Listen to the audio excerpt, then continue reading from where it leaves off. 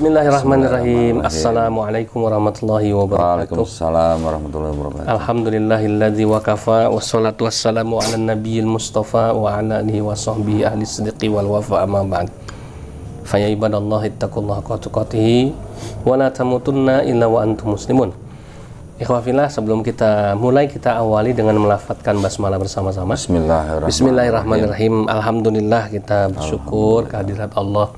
Kita masih diberikan kemampuan dan kekuatan lahir batin untuk bisa menjaga diri kita dan keluarga kita untuk selalu taat kepada Allah. Salawat dan salam semoga terlimpah dan tercurah kepada suasana junjungan kita tercinta, Nabi kita, Nabi Muhammad SAW. Baik, kita sapa dulu ini kita ya, bukan tamu ini ya, guru kita. Assalamualaikum Pak Dondi. Waalaikumsalam warahmatullahi wabarakatuh. Yang alhamdulillah selalu hadir untuk memberikan pencerahan ilmu-ilmu bermanfaat buat kita. Dan jangan lupa untuk juga mengunjungi channel beliau, yaitu di channel Donditan ya, Donditan channel, kemudian LSK Al Hadid channel ya. Dan jangan lupa yang belum subscribe silahkan langsung bergabung menjadi subscriber, menjadi viewer kami, memberikan selalu tanda like ya, kemudian memberikan komentar positif dan pencet tanda bel sebagai bagian daripada semangat kita, komitmen kita untuk bisa mendapatkan notifikasi dari video-video terbaru yang Pak Dondi dan juga saya keluarkan nanti ke depannya. Baik, kita langsung saja ini kajian kita kali ini akan berbicara tentang bedanya atau apa sih ya, yang mana yang benar gitu ya. Jadi Allah itu apakah zat atau zat? Nah, ini menariknya. Jadi tentu beda ya. Jadi apakah Allah itu zat? Kalau zat itu D-Z-A-T ya. Ya. Kemudian atau zat ya, kalau zat itu Z-A-T gitu ya. Nah, hubungannya kalau zat itu ya mungkin kaitannya dengan material ya. Kemudian kalau zat itu mungkin yang imaterial atau gimana. Nanti coba kita dengarkan penjelasan dari Pak Dondi. Barangkali terlihat sepele, namun terkadang kita kaum muslimin ini nggak sempat mikir-mikir yang kayak gitu ya. Tapi itu sering ditanyakan para mu'alaf atau mungkin orang-orang di luar Islam gitu ya, sehingga ini perlu menjadi bagian daripada pengetahuan kita untuk bisa membedakan ya antara zat dan zat itu sendiri, baik secara maknawi ya, secara mungkin secara majasinya dan lain sebagainya lah. Baik, langsung saja kita minta pada Pak Dondi untuk memaparkan materi yang akan disampaikan ini. Pada Pak Dondi kita persilakan. Oke, bismillahirrahmanirrahim. Assalamualaikum warahmatullahi wabarakatuh. Waalaikumsalam warahmatullahi wabarakatuh. Kita sering ya dengar apa namanya,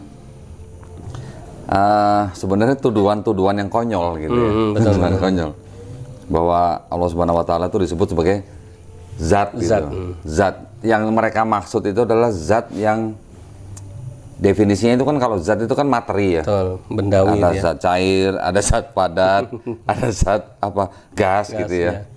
Nah, sebenarnya kalau Muslim sih sebenarnya sudah familiar gitu dengan istilah zat ya. Zat tapi dengan D ya. D-Z-A-T gitu kan. Tapi kalau mungkin saudara-saudara kita yang Kristen mungkin mereka tahunya tuh dengan Z-A-T gitu kan. Nah, mereka mengolok-olok atau menertawakan, masa Tuhan kok zat gitu, zat cair, zat padat gitu. Iya. Nah, biasanya yang menertawakan seperti itu tuh hanya baca yang terjemahan yang Bible-nya sendiri maksud saya. Itu baca yang sekarang-sekarang. Nanti saya kasih lihat nih.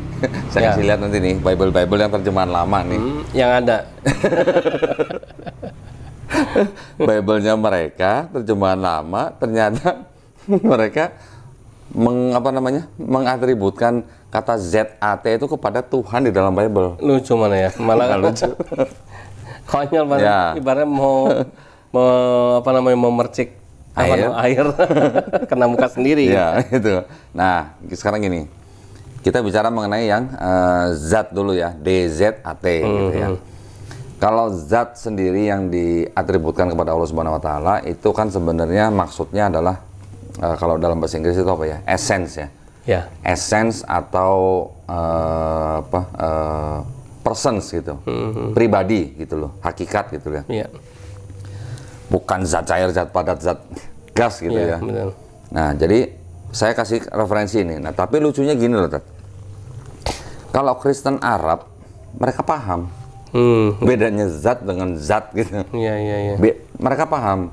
Karena ada sebuah kamus yang namanya kamus Al-Munjid ya. Lengkapnya tuh apa namanya? Al-Munjid fil Lughah wal A'lam. Ya. Ya. Itu yang membuat itu atau mengarang adalah seorang pendeta Katolik. Namanya Louis Makhluf. Pastor ya. Pastor ya, dari Katolik ya. Itu terbitan dari Libanon, dari penerbitnya Dar Al-Masriq ya, tahun 1986. Itu juga banyak dipakai di pondok pesantren di Indonesia, Tad. Ya. Nah, di situ disebutkan bahwa Allah itu adalah Ismu Al-Zat Al-Wajib Al-Wujud. Ya. Jadi Allah itu adalah suatu nama daripada Zat yang Maha Ada, yang menyebabkan segala sesuatu menjadi ada gitu ya. Nah, jadi jelas kan? Maknanya ya dari zat itu sendiri. Zat daripada apa namanya? Yang Maha Ada gitu kan. Berarti di sini dia tahu bahwa ini bukan materi gitu loh. Mata ya kan? mana dari zat itu. Nah, terus kemudian ada lagi seorang ahli linguistik Arab namanya Hans Wehr. Ini asalnya dari Jerman. Bukan Islam ya, bukan Islam ya. Dia beragama Kristen Protestan. Oke. Dia juga membuat sebuah apa namanya? Kamus. Judulnya A Dictionary of Modern Written Arabic. Oke. Ya, di halaman 314 315 terbitan Munster 1960. Udah cukup lama ini. Dia mengatakan bahwa istilah zat DZAT ya, dalam bahasa Arab itu artinya adalah essence. Ya. Self. Oke. Ya. Jadi berdasarkan penjelasan dari dua pakar tadi itu, Louis Makhluf dan Hans Wehr, itu jelas bahwa kesimpulannya Allah itu adalah sebuah nama daripada zat itu gitu loh. Zat yang maha ada gitu loh. Yang menyebabkan segala sesuatu sebagai penyebab daripada zat materi itu gitu loh. Ya, bedanya zat dengan D dan zat tanpa D. Zat ini adalah penyebab daripada zat ini gitu loh. Jadi ibaratnya yang kalau yang zat ini penciptanya, zat ini yang diciptakan. Ya, gitulah ya. Itu pandangan dari orang-orang Kristen loh ya. Dari kalangan kekristenan loh, bukan dari Muslim. Kalau dari Muslim udah jelas ya kan? Iya, iya. Jadi ada orang-orang Kristen juga yang paham, bahkan mereka memasukkan ke dalam karya buku mereka, gitu ya. Lucunya orang-orang sini kok jadi yang zat dengan D itu disamakan dengan materi gitu loh. Nah, ini kan pemahamannya sangat sangat cetek kalau begitu ya. Nah, sekarang berarti kan zat yang dengan D dengan zat yang tanpa D ini kan sebenarnya maknanya kan 180 derajat. Betul, ya kan? Betul. Beda jauh gitu loh. Iya. Ini juga mungkin ini juga bisa pahami oleh pemirsa Muslim ya, supaya bisa menjawab nanti kalau ada pertanyaan seperti itu gitu ya. Nah, kalau zat sendiri yang tanpa D itu kan materi. Tadi kan saya sebutkan ada zat cair, ada zat padat, ada zat gas ya. Itu materi atau zat itu bisa berubah. Ya kan? Tapi tidak dapat dimusnahkan atau dihancurkan, tetapi bisa berubah gitu loh, ya bentuknya. Tetapi kalau zat yang D, yang dengan D ini sudah dari sononya gitu loh, ya. Nah, sekarang coba kita sekarang buka nih Alkitabnya, seru ya. Ya, kita buka Alkitabnya. Di layar akan ditampilkan. Nanti di layar ditampilkan, tolong ya. Nah, coba baca nah ini kalau buat saudara-saudara Kristen yang biasa baca LAI yang terjemahan baru tidak terlihat. Tapi coba buka terjemahan lama. Terjemahan lama ya. Saya kasih contoh nih, 1 Timotius 6 ayat 16. Ya, saya bacakan nih ya. 1 Timotius 6 ayat 16. Terjemahan lamanya bunyinya begini. Yang hanya mempunyai zat tanpa D ya, yang tiada mati. Ya. Dan mendiami terang yang tiada terhampiri, yang tiada pernah dilihat atau dapat dilihat orang. Maka baginya lah kemuliaan dan kuasa yang kekal. Amin. Itu terjemahan lama ya. Sekarang saya bacakan yang terjemahan baru nih, Tat. Ya. Terjemahan barunya bunyinya udah jauh nih. Dialah satu-satunya yang tidak takluk kepada maut. Bersemayam dalam terang yang tak terhampiri. Seorang pun tak pernah melihat dia, Dan memang manusia tidak dapat melihat dia, ya. Baginya lah hormat dan kuasa yang kekal. Amin. Gimana? Yang satu tadi ada zat, yang satu nggak ada. Ya, yang satu nggak ada zat. Jadi kalau kita lihat apa namanya terjemahan lamanya, itu kata zat itu asalnya dari mana gitu, Tat. Nanti kita bisa telusurin sampai ke bahasa Greeknya, bahasa Yunaninya. Ini kan apa namanya 1 Timotius ini kan di dalam Perjanjian Baru kan tertulisnya dalam bahasa Yunani kan. Betul. Saya ulang ya, yang terjemahan lama nih. Iya, yang lamanya. Yang hanya mempunyai zat yang tiada mati. Ya, yang baru tadi nggak ada kata-kata zatnya. Nggak ada zatnya, dihilangin. Dihilangin, dia nulisnya dialah satu-satunya yang tidak takluk kepada maut. Mungkin maknanya hampir sama. Iya. Tapi kan ada kata zat nih. Nah, itu yang jadi problem kan. Ya kan? Kalau menurut ini ya, kalau di Wikipedia ini kan zat itu adalah sesuatu yang memiliki massa dan menempati ruang atau memiliki volume. Berdasarkan wujudnya, tadi kata Pak Doni ada 3 jenis. Zat gas, zat cair, zat padat. Nah, ini.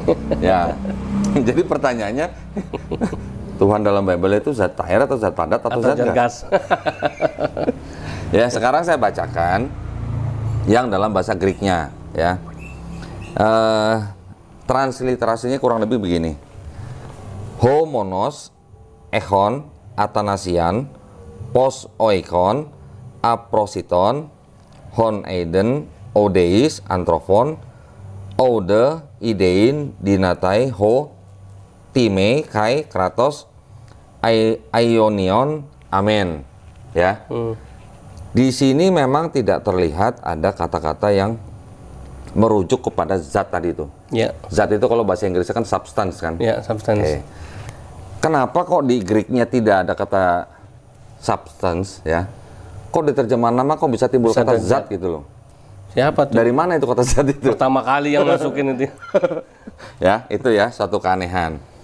Tapi sekarang saya bisa carikan, Tat. Saya bisa carikan yang ada kata-kata substance ya dalam bahasa Inggrisnya.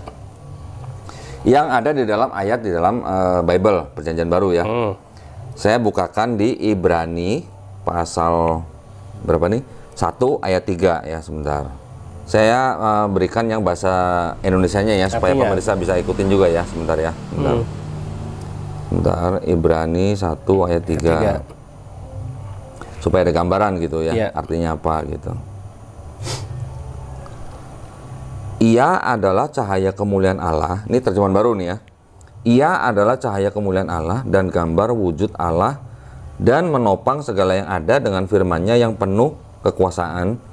Dan setelah ia selesai mengadakan penyucian dosa, ia duduk di sebelah kanan yang maha besar di tempat yang tinggi. Ya. Kembali lagi nih ke Greek nih. Yang di Greek itu tadi yang dimaksud dengan apa namanya nih, sebentar.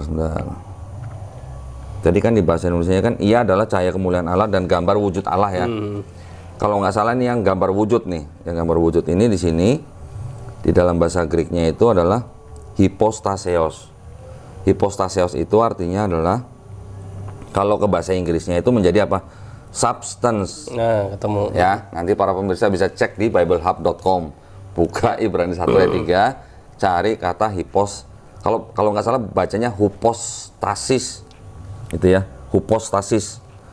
Itu artinya adalah substance. Nah, artinya substance itu apa? Ya, zat kalau bahasa Indonesia. Oh, berarti kemungkinan itu yang nerjemahin ya kan dalam bahasa Inggris diterjemahin jadi zat gitu. Betul. Kurang lebihnya gitu. Akar masalahnya.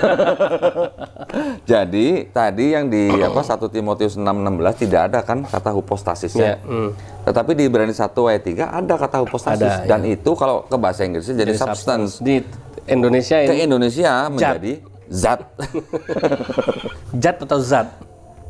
Zat ini ya. Zat. Kalau zat kan pakai J ya. Ini Z kan. Susah juga ya. Ya, jadi kalau zat pakai D kan biasanya kan ada D-nya kan, ya, zat gitu kan. Lidahnya keluar dikit gitu ya. Kalau zat gitu kan nggak keluar lidahnya. Lepas zat. Nah, kalau zat yang dimaksud dengan substance itu adalah materi. Materinya bisa cair, bisa padat, bisa gas gitu kan. Nah, kira-kira begitulah bedanya. Ini jadi lucu. Jadi sebelum apa namanya? Sebelum menyodorkan sesuatu harusnya pelajarin Mikir dulu gitu. kan itu. Ya, pelajarin dulu. Apa sih maksudnya dalam bahasa Arab misalnya untuk Allah Subhanahu wa taala apa artinya? Betul. Kalau zat baca dulu. Bible-nya sendiri baca dulu Niatnya gitu. mau ngolok-ngolok Allah, ya kan, ternyata ya lebih parah lagi di Bible-nya gitu ya. Dan banyak loh, Tat. Banyak loh. Ini sebentar saya kasih ya ayat-ayatnya ya. Nanti kalau pemirsa mau catat nih. Kisah para Rasul 17:29 ya, terjemahan lama ya. 1 Timotius 6:16 tadi udah, kemudian Ibrani 1 ayat 3 tadi udah. Kemudian Ibrani 10 ayat 1. Oke.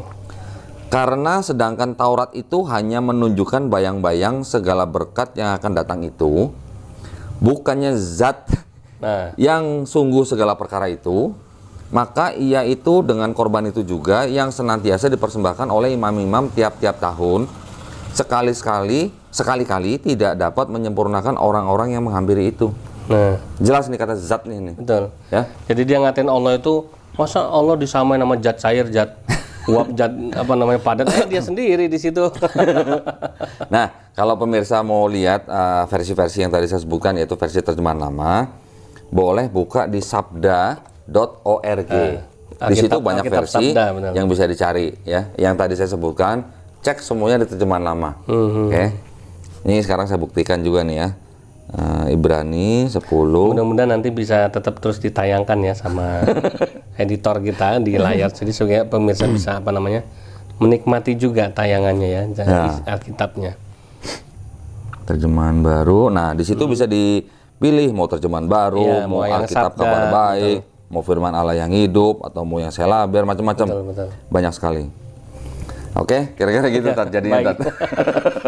Alhamdulillah semakin jelas, semakin terang gitu ya. Jadi mereka mau mengolok-olok Allah, ternyata mereka mengolok-olok Tuhannya sendiri ya. Masya Allah ya.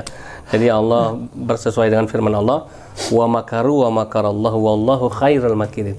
Mereka mau membuat makar ya kan, mau menipu orang-orang beriman, tapi mereka nggak sadar Allah sebaik-baik pembalas tipu daya. Jadi mereka mau menipu kita, mau mengelabui kita, ternyata Allah mengelabui mereka ya, karena Allah membalas setiap tipu daya mereka kepada kita. Masya Allah.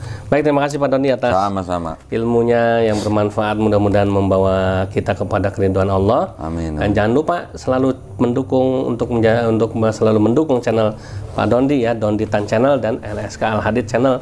Dan kita akan bertemu lagi di kajian-kajian lain yang akan datang lebih menarik dan seru lagi. Terima kasih. Kita tutup dengan baca doa penutup majelis. Subhanakallahumma wa bihamdika asyhadu an la ilaha illa anta astaghfiruka wa atubu ilaik. Billahi taufiq wal hidayah. Wassalamualaikum warahmatullahi wabarakatuh. Waalaikumsalam warahmatullahi wabarakatuh.